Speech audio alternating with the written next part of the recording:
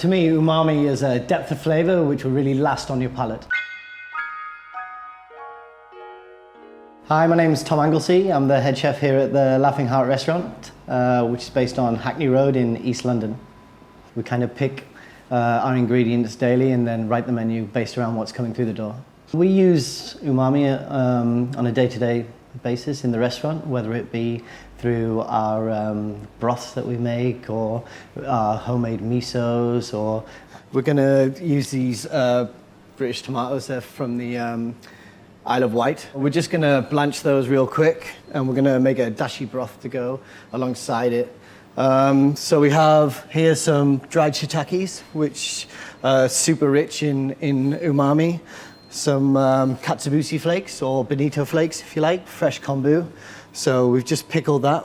We're going to add a little bit of pickled kombu to the dish, some really good Calabrian anchovies, and a little bit of Thai basil, which is just going to lift the whole dish. First thing we're going to do is to blanch our tomatoes.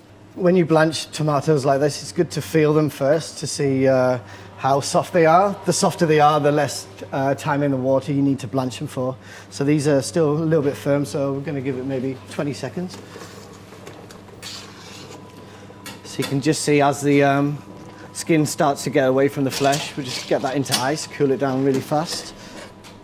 So the thing with these tomatoes is, at the moment, the water content's so high in them, they're full of acid, and what we want to try and do is intensify the flavor of the tomato. How to achieve this is by cooking them over the grill here, and then we let them sit up here for 4 to 6 hours.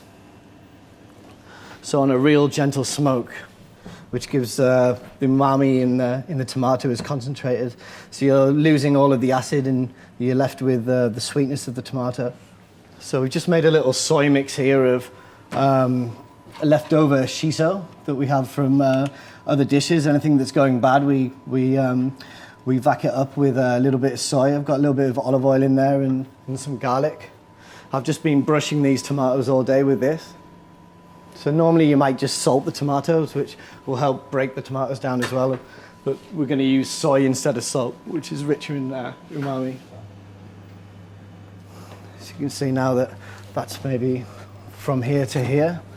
We have a really intense tomato, which is just been lightly smoked, and then it's a little bit salty and garlicky from the soy that we've made.